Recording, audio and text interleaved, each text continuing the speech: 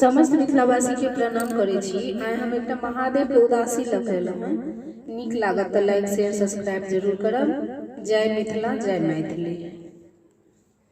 कोना का भवानी भवन बीच बसती, भवन बीच बसती, आंग आंग फाटल बीमार।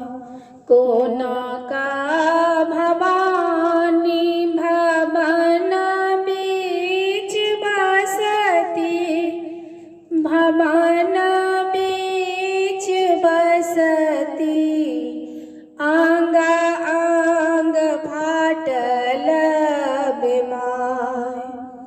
आर जटाक देखी गौरी थर थर कापथि, थर थर कापथि, विभूति के देखी डेराय। आर जटा के देखी गौरी थर थर कापथि, थर थर कापथि, विभूति के देखी डेराय। आर सौतिन के देखी गौरी मन मन सोचथि, राम मन मन सोचथि, कथि लय करब बिलास। कोना का भवानी भवन बीच बसती, भवन बीच बसती, आंग आंग फाटल बीमार।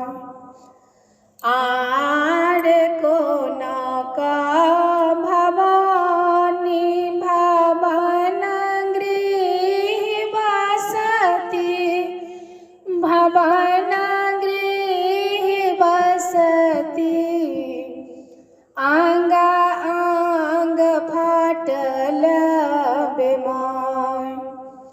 आर जटा तछै हे गौरी सिरहु के पगिया, राम सिरहु के पगिया, विभूति छ सिर के सिंदूर। जटा तछै हे गौरी सिरहु के पगिया, राम सिरहु के पगिया, विभूति छ सिर के सिंदूर। आर सौतिन तछै हे गौरी संगहि सहेलिया, राम संगहि सहेलिया, शिवलाय करब बिलास। भानहि विद्यापति सुनु है मनायन, सुनु है मनायन, इहो छथि त्रिभुवननाथ।